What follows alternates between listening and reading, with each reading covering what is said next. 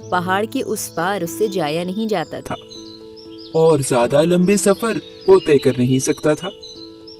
सो ये ख्वाब अभी तक ख्वाब ही था और उसे लगता था कि ये कभी पूरा नहीं होगा, क्योंकि वो आसमानों में उड़कर नजारा करना चाहता था।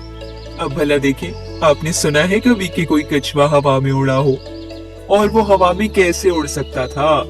जादू वादू पर तो उसको यकीन नहीं था। उसे लगता था कि ये ख्वाब लिए ही वो दिल में मर जाएगा। लेकिन फिर एक बड़े मजे की बात हुई, क्योंकि ऐसा हुआ, बहुत दूर से दो कौवे आए और आकर उस कछुए के घर के पास ही एक दरख्त पर रहने लगे। पहले कभी नहीं देखा तुम्हें यहाँ पर, नए आए हो? हाँ, हम दोनों यहाँ नए आए हैं, बहुत दूर से। ये जगह अच्छी लगी, सुकून वाली है ना? यहाँ पर ज्यादा लोग भी नहीं हैं। एक कौवे ने कहा, अरे ये जगह तुम्हें अच्छी लगी?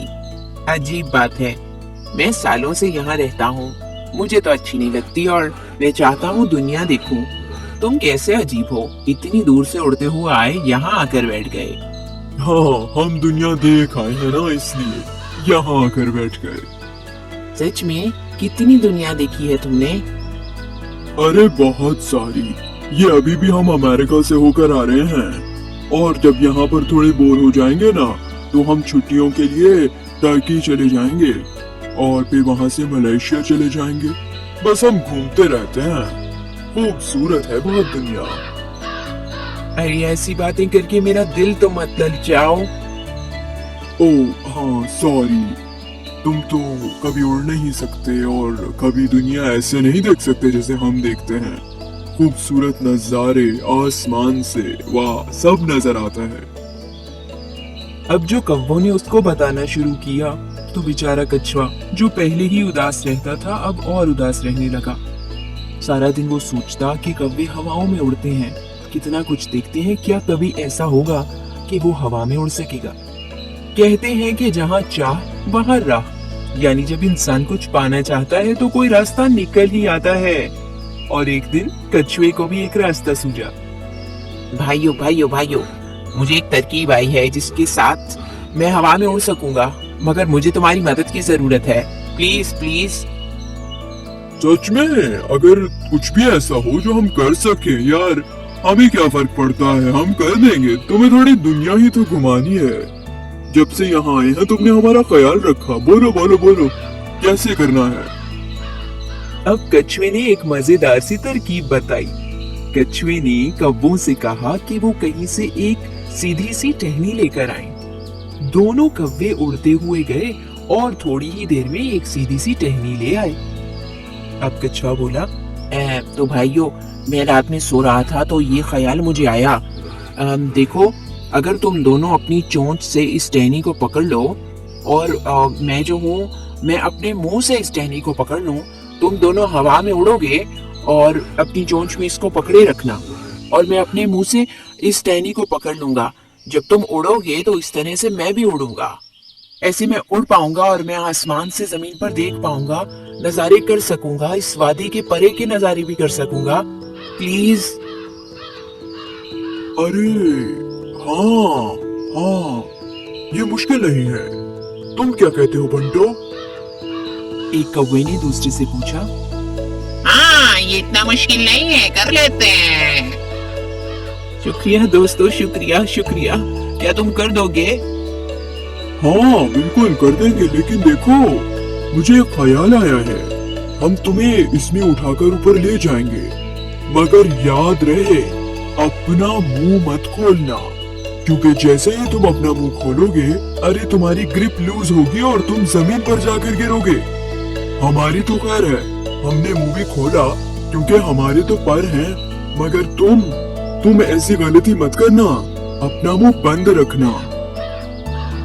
ये कहकर दोनों कौवे तैयार हो गए और सोचा कि कल सुबह ही सुबह कछुए को लेकर उसकी ख्वाहिश पूरी करेंगे, हवा में उड़ेंगे, उसको खूब सारी सैर कराएंगे और दुनिया दिखाएंगे।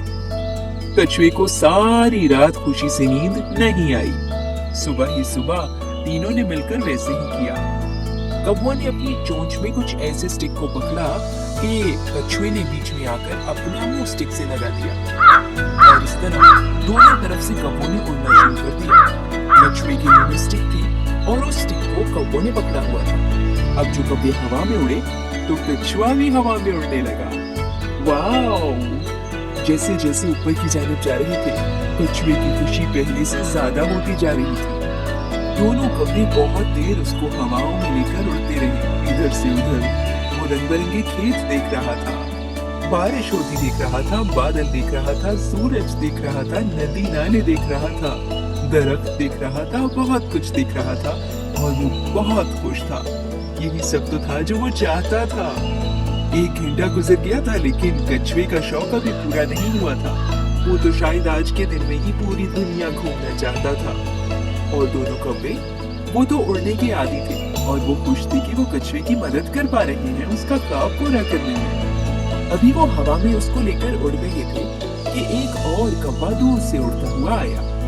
उसने जो दोनों कौवों को कछुए को उठाए हुए देखा तो बोला, जीनियस लोगों, क्या बात है यार, तुम्हारी क्या आइडिया है। Wow, I love it. तुम तो इसको सैर करा रहे हो और सैर कराने के लिए भी क्या आइडिया चुना तुमने।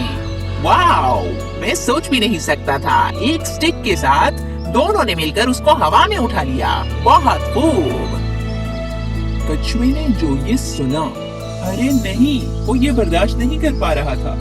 आइडिया तो उसका था और वो कौवा वो उन दोनों कौवों को शाबाशी दिए जा रहा था, दिए जा रहा था, दिए जा रहा था। कह रहा था बड़ा जबरदस्त आइडिया है। दोनों कौवे, उनकी मुंह में तो स्टिक थी, बोल नहीं सकते थे और बोलना चाहते भी नहीं थे क्योंकि वो कछुए की जान को मुसीबत में नहीं डालना चाहते थे। और कछुए ने जो ये सुना था और वो गुस्से में आ गया था। वो कौवे को बताना चाहता था कि अरे आइडिया इनका नहीं है, आइडिया मेरा है। ये बताकर शाबाशी लेने के लिए कछुआ इतना बेसब्रा हुआ कि उसे बिल्कुल भूल गया कि वो अपने मुंह से उस टहनी को पकड़े हुए है जिस टहनी को कौवे लेकर उसे हवा में उड़ रहे हैं। अगर वो मुंह खोलेगा तो गिर जाएगा। ये आइडिया मेरा।